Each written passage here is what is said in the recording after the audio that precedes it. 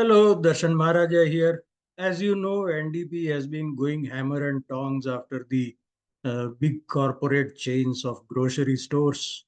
NDP leader Jagmeet Singh has taken to saying greedy Galen, referring to the former chief of Loblaws.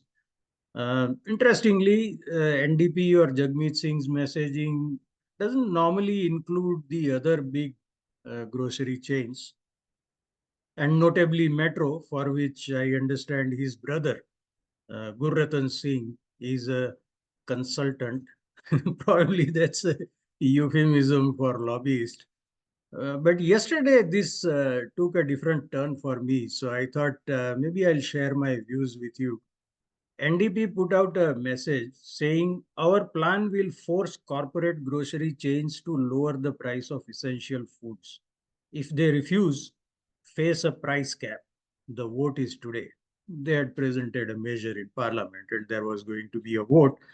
So they are proposing that the government force the corporations to lower the price from where it is now. I don't know, with less than 4% profit margin, how much room there is to lower the prices, but they want it to be done via a diktat from the government. And if they refuse, face a price cap. So it's a kind of Hobson's choice, which means they have no choice in the NDP's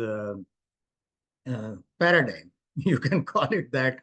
And happily, I saw that the image they have included shows a loaf of bread, a bag of onions, and another bag of pasta. So, as a vegetarian, my heart is gladdened, but I'm not unmindful of my non-vegetarian compatriots, and I'm equally concerned about their well-being as well, which NDP doesn't seem to be. I think they are pushing you to a vegetarian diet. I don't want anyone to be forced into a vegetarian diet because then they'll hate it. And just like forcing companies to lower their prices or face a price cap, uh, this is economically illiterate thinking, and historically too. Because first of all, talking of economics, the rise in costs is not within the corporation's control. So, uh, for example, there is the general inflation. Then there is the government mandated increase in carbon tax that occurs on April 1, April Fool's Day every year. And then from time to time, different provincial governments will announce higher minimum wages. And of course, this complicates matters because then you cannot have a nationwide price for one essential food, because in different provinces, you will have a different cost of minimum wages.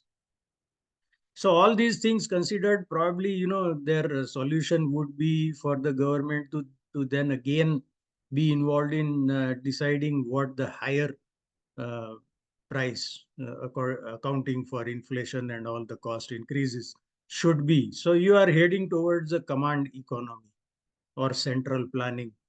We are familiar with both the terms, so I need not explain. And this has never worked.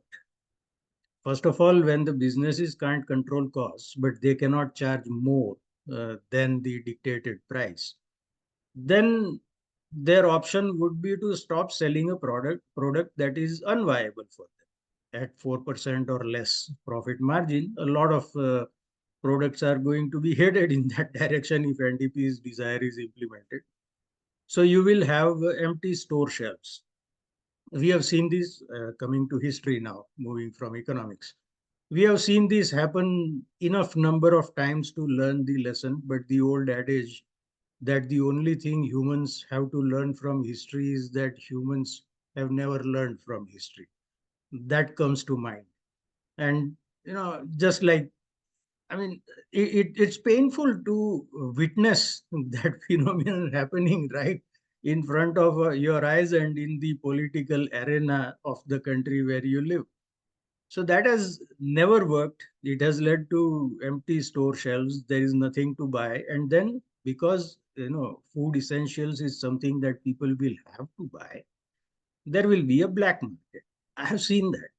And not in connection with essential foods where the pressure is less. For example, in Kenya, there was a black market for Scotch whiskey just because the customs duty on imported liquor was too high.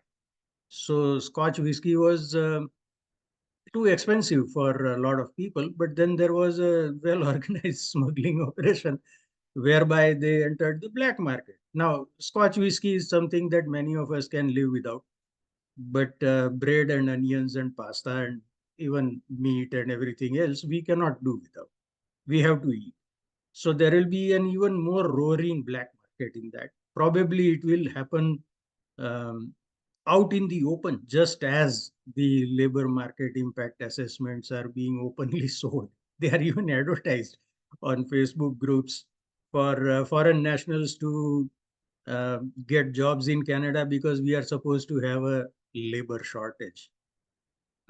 So there will be a black market. And finally, nothing positive will come out of this, because once there is a black market in something as essential foods, then you have all sorts of social rot coming in. So this is not just economically illiterate, it also is equal amount of illiteracy of sociology. Then secondly, Jagmeet Singh followed this up yesterday itself by lamenting the high cost of baby formula. And his gripe was that the sellers are pricing it too high and it is unaffordable. Now, here he revealed his ignorance of facts as well as economic theory and history. Because this is a subject in which I haven't taken deep interest, but it has passed from my radar. So I had a vague recollection of seeing certain facts. So I did a quick research, and my memory or whatever I thought I had seen, that was confirmed back in April last year. CTV News had come out with a report asking why there are no baby formula manufacturers in Canada. And at that time also it had come to me as a surprise, because I have never had to buy baby formula in Canada. So I wasn't even familiar with what the country of origin is of these baby formula products that are available in the market. I had thought that because we have such a big dairy industry, maybe it's made locally. I mean, that was just a logical assumption, but supply management, which is our euphemism for central planning, uh, defies simple logic. So I have learned, I think from Professor Charbois, who goes on Twitter by the very creative name Food Processor. Uh, Even I'm making that mistake. Food Professor, which sounds a lot like food processor. See, even I made that mistake. So I think it was him. He pointed out that under this supply management regime, Canada throws away something between 100 million liters to 300 million liters of milk every year. On the other hand, we have no manufacturer for baby formula. NDP is supposed to be, uh, caring for workers. So this is a great opportunity for Jagmeet Singh to use whatever power he has to push for investment. And because he is a statist, maybe he can push for the government to make that kind of a factory. But then again, it will increase the employment opportunities for a lot of people, which should be appealing to him, but somehow isn't. He doesn't even know that we don't make baby formula. Now, there is a caveat here, because in March of this year, there was a report in Global News about a company called Canada Royal Milk in Kingston, Ontario. It's a Chinese-owned company, and they have put up a plant to make baby formula. And initially, there were doubts when this first emerged sometime last year that they were building a plant. that it would all be exported to China because it's a China-owned company. But then they confirmed to Professor Shalba that they would be selling in Canada. Now it is unclear to anyone, including Professor Shalba, as to how much of their production will be sold in Canada. That question aside, the story in Global News in March said that the company had received the necessary regulatory approvals from Health Canada and Canada Food Inspection Agency, and that they would begin marketing their baby formula in Canada this summer. Now, this could mean any time up to early September, mid-September, but given that we don't have any manufacturer at the moment for baby formula, you feel happy about it. It's just a matter of a few months that this will be a locally made product to whatever extent they sell it in Canada as opposed to exporting it. Now I see I posted about this yesterday, and a lot of people reacted with skepticism, saying, Chinese, because there was some years ago controversy about Chinese made baby formula having melamine in that.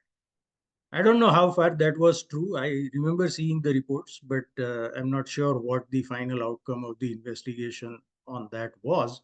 So I will not say anything about that. But surely, if it is being made in Canada, then we can make sure that it is up to the standards. So I wanted to highlight these two points that came out from NDP slash Jagmeet Singh yesterday. Let me know what your views are on this in the comments. I'll see you again in the next video. Until then, goodbye and be well.